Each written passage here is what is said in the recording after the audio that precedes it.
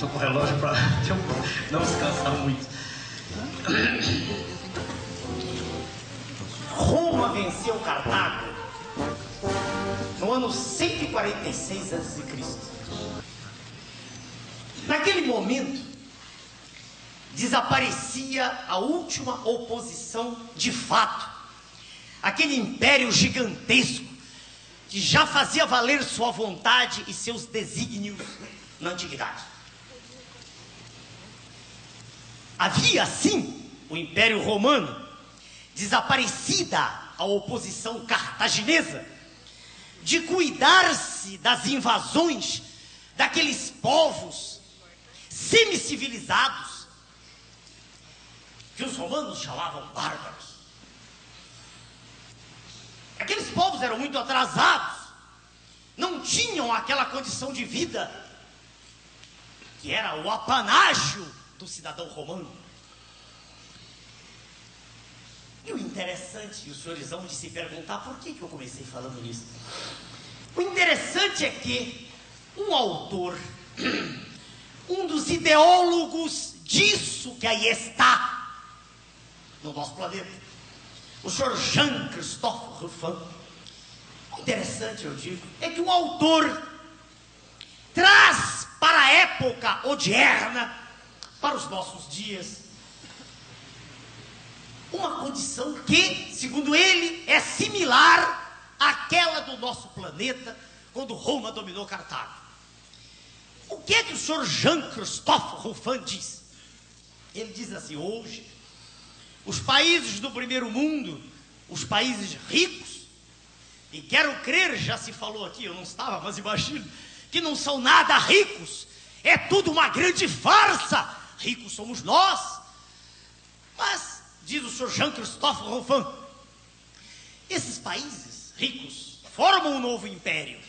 Os Estados Unidos da América do Norte, a Alemanha, o Japão, a Inglaterra, a França, são o império, e nós, pobres países da América Latina, os nossos irmãos da África e da Ásia, somente a África subsaariana, nós seremos os novos bárbaros.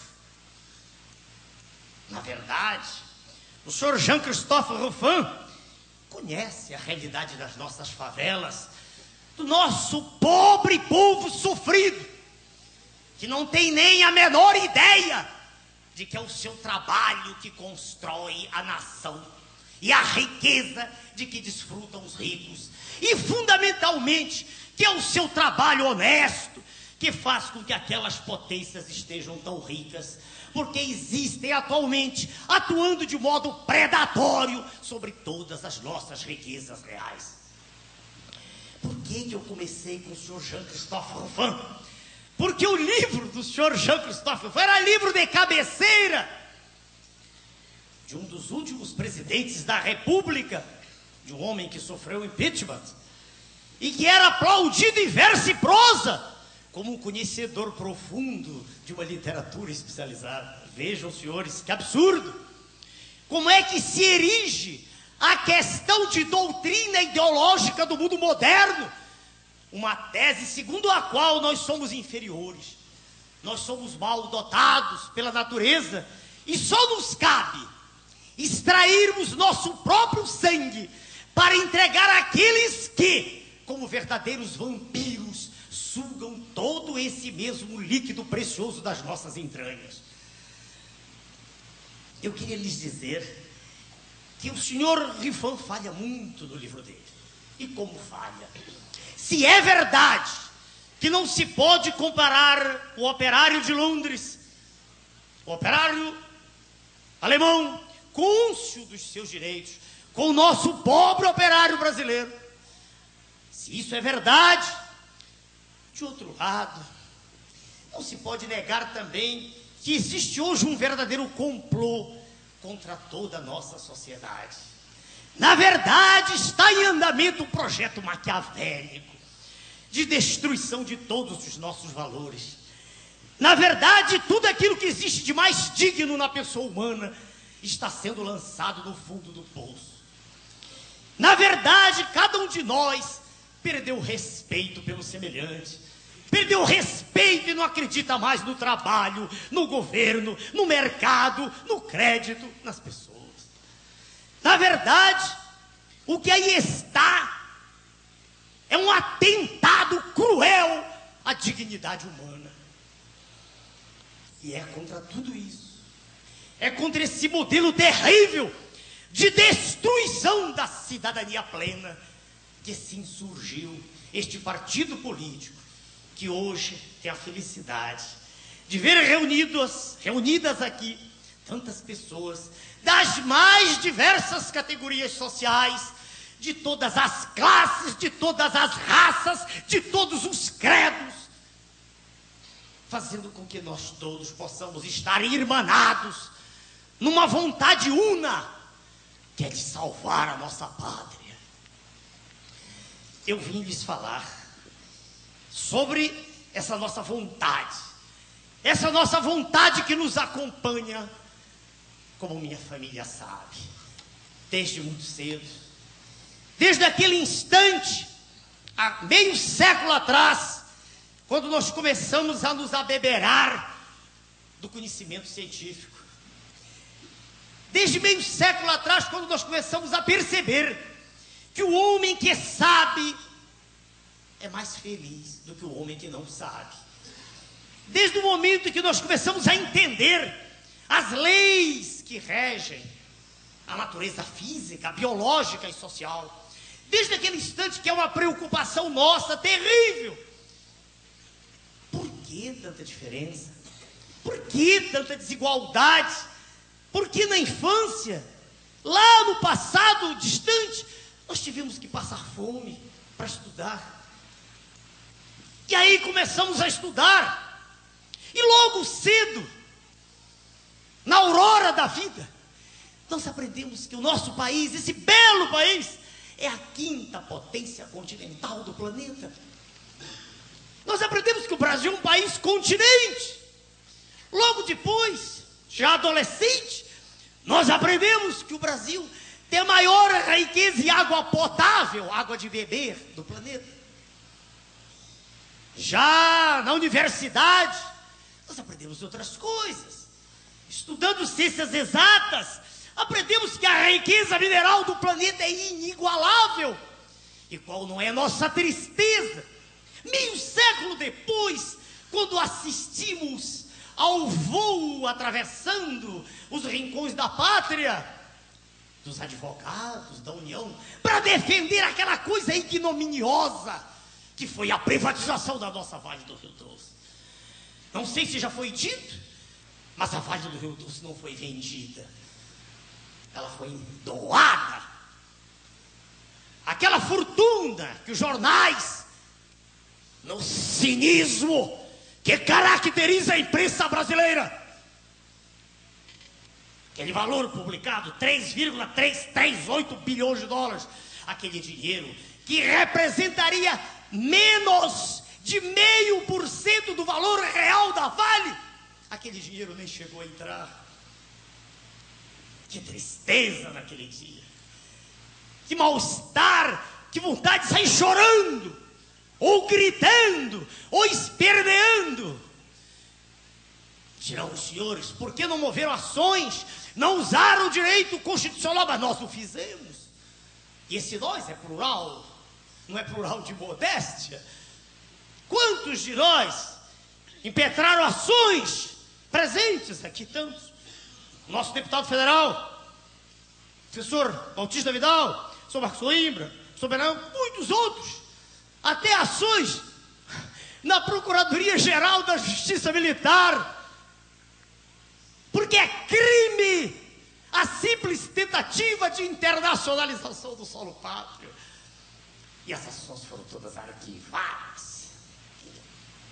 Senhores, isso é extremamente dolorido. Aquilo a que todos nós assistimos é algo maquiavélico, é algo terrível, porque tudo é feito, vejam, senhores, de modo oficial. O Prona não está preocupado com roubo de galinha. Não nos interessam precatórios. Isso não tem a menor importância. Vamos parar de falar besteira. Preocupemos-nos com as grandes questões. Preocupemos-nos com aquelas importâncias fabulosas que são desviadas oficialmente dos cofres públicos para pagar juros de uma dívida que não tem mais nenhuma razão de ser, externa e interna. Os números devem ter sido comentados pelos ilustres professores que me precederam. Vamos parar de discutir os buracos de rua. Aqui há candidatos e há representantes, estou vendo, do país todo, do nosso partido. Vamos acordar para as questões substantivas. Vamos nos levantar como um povo forte que somos. Vamos lutar contra essa alienação de tudo que é nosso, contra esse assalto vergonhoso que é feito às claras. Vamos levantar nossa voz. Vamos dizer um basta. Nós não podemos aceitar mais essa submissão. Nós não podemos aceitar mais sermos enganados durante todo o oniquitêmero. Desde o instante em que se liga o aparelho de televisão até o momento em que a tela se apaga no final da noite. É uma profusão de mentiras. Como alguém deve ter dito, são duas realidades. É a realidade da tela colorida, onde tudo está bonito, e a realidade da rua.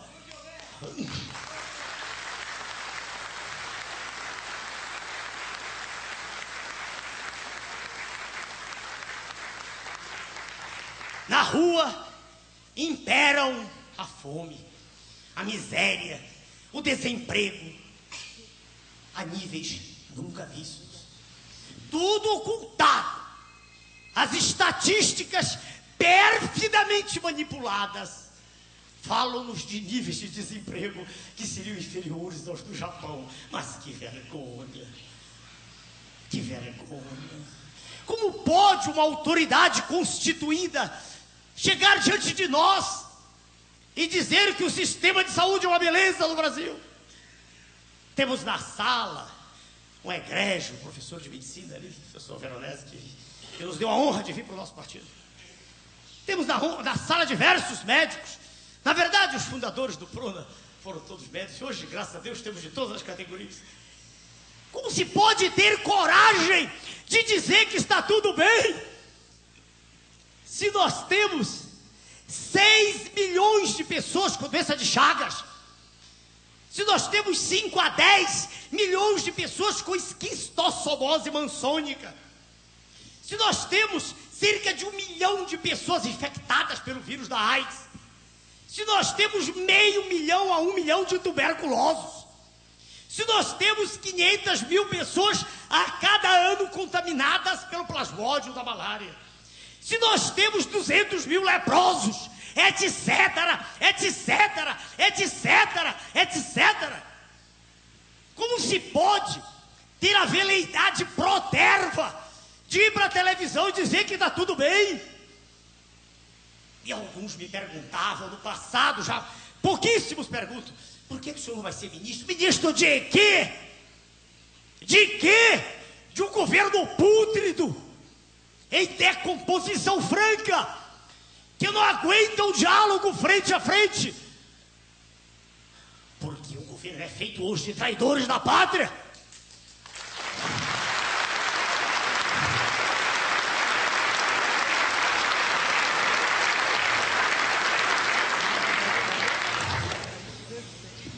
Algum tempo atrás, no Congresso Nacional, por indicação de uma figura muito amiga, muito querida, o nosso deputado, doutor Velasco, por indicação dele e aceitação de 52 deputados federais, nós íamos fazer uma palestra na Câmara Federal. Convidamos os nossos colegas da direção nacional do partido, e qual não é nossa surpresa quando, na véspera, o nosso nome foi cortado. Não havia nenhuma razão, apenas era o perigo de nós falarmos para suas excelências os deputados do que representava de fato o leilão da Vale. Nós iríamos alertá-los para o fato de que, por trás da compra, entre aspas, do leilão, estava um dos maiores mega especuladores do planeta, o rei do narcotráfico, o senhor George Soros. Nós iríamos alertar suas excelências para o risco que aquela casa que é do povo estava correndo e aceitar a privatização. Mas nossa palestra foi cortada. Vejam, senhores, lembrem-se de 94. Nosso nome não aparecia em nenhuma pesquisa. Diziam assim: ele só sabe dizer o nome Enéas, mais nada. E aí, qual não foi a surpresa daqueles senhores quando, ao serem abertas as urnas, nós que estávamos lá embaixo, nas chamadas pesquisas, ultrapassamos figuras famosas no cenário político nacional, 3 ex-governadores do Rio de Janeiro, de São Paulo e de Santa Catarina, nomes respeitadíssimos. E nós tivemos quase 5 milhões de pessoas que acreditaram em nós. E nós tínhamos, não esse tempo nosso, tínhamos 1 minuto para expor nossas ideias. Senhores, eu fico feliz de ver essa plateia toda. O momento é um momento de reflexão. A minha mensagem é muito mais mensagem de fim de ano, de esperança, do que de qualquer outra coisa. Quando algum dos senhores disser não tem jeito, eu vou lhes dizer uma coisa que aprendi há muito tempo, quando estava começando meu curso médico. Cada um de nós aqui é um vitorioso. Já é vitorioso quando o pai de cada um de nós e a mamãe de cada um de nós se uniram no ato carnal. Havia milhões de espermatozoides disputando aquele ovócito de segunda ordem, que a imprensa ignorante chama de óvulo.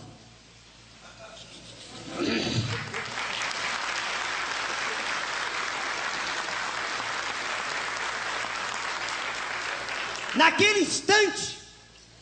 instante belíssimo da criação, naquele instante sagrado, daqueles espermatozoides todos que formam a corona radiata, aqueles todos, só um penetra no ovócito de segunda ordem. E há uma verdadeira insensibilidade dele pelos outros. Todos os outros morrem. E foi daquele espermatozoide, com aquele ovócito, que nasceu cada um de nós. Naquele instante, cada um de nós foi premiado.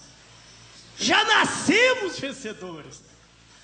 E os senhores dirão: não tem jeito, o poder deles é muito grande. Não, senhores, se fosse tão grande, nós não estaríamos aqui hoje. Quando nós começamos, nós o fizemos graças à confiança absoluta que tiveram em nós pessoas que aqui estão presentes. Não dá para citar todos, eu peço desculpas. Cada um de nós nasceu vencedor. Quando o dia se acaba e nós acordamos, nós continuamos sendo vencedores. Tudo de que eu estou falando é dom de Deus. Eu não tenho mérito nenhum. E eu vou usar essa força que o Criador me deu e que eu usei para transmitir conhecimentos durante 4 décadas. Ensinei português, matemática, física, biologia, química e diversas disciplinas médicas ao longo das últimas décadas. E em 89, indignado com isso que aí está, e tendo uma consciência já razoável, não plena passei a adquiri-la dentro do processo, conhecendo as últimas aquisições. Professor Marcos Coimbra, da Escola Superior de Guerra, professor Benayon, doutor em Economia Hamburgo, professor Bautista Vidal, que lhes falou há pouco. Fui enriquecendo, fui aprendendo cada vez mais e fui ficando cada vez mais perigoso. Cada vez mais o poder constituído teme.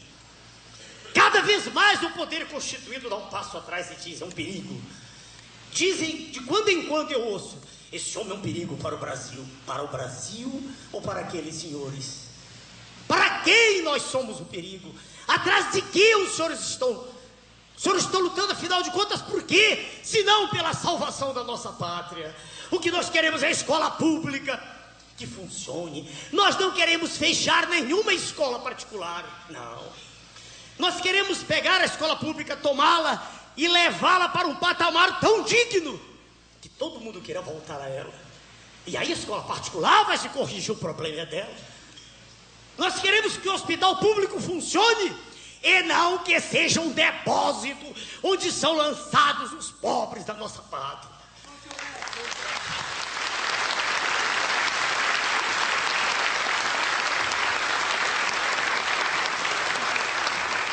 Nós não queremos nada demais, não queremos matar ninguém, não queremos campo de concentração, não queremos nada disso.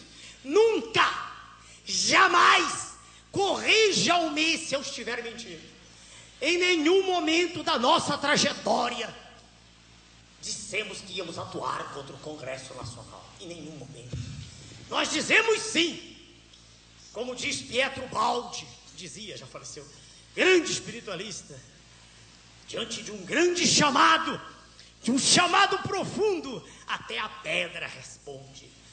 E aquele congresso, o mesmo que aí está, é feito de homens, seres humanos como nós, que precisam apenas de um chamado, de um exemplo forte, e não de um exemplo ao contrário, de um exemplo de hipocrisia plena, que nos está levando rápida e definitivamente ao desastre.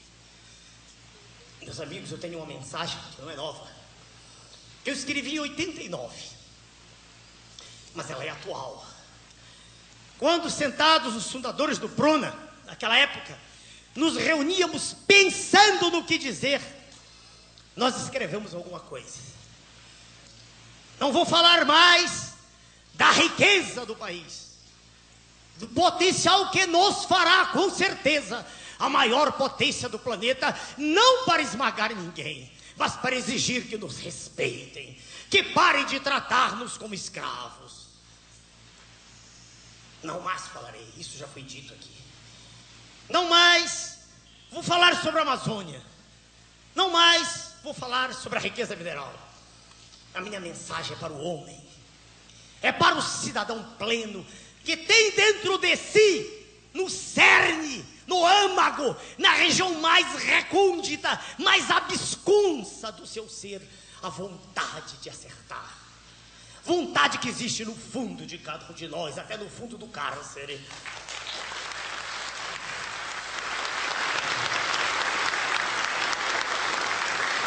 A minha mensagem é para o homem, independentemente da sua raça, da sua classe, da sua religião. A minha mensagem é uma mensagem de civismo, de amor à pátria. Na verdade, uma avalanche de inconsequências vem há séculos se derramando sobre a sociedade brasileira. Cresce o valor da iniquidade, estiola-se o valor do trabalho produtivo. Vive-se uma época de desesperança, que necessita com urgência de um exemplo vívido, que possa reacender nas pessoas a chama da cidadania, do civismo e da confiança na pátria. Já é tempo que surja uma política voltada realmente para a sociedade, e não dela desligada, lutando os políticos entre si, numa ultrajante troca de favores, que visa sempre e exclusivamente a destruição dos sonhos de uma sociedade livre que pretende caminhar para o futuro. Nós vamos criar, e vamos com certeza fazê-lo, nós todos juntos, vamos criar a era da convicção, a era da verdade, a era da decência, a era da dignidade, a era da confiança, a era do respeito, a era da ciência, a era da inteligência, a era do preparo, a era do entusiasmo. Muito obrigado, senhores. Viva o Brasil! Viva o Brasil!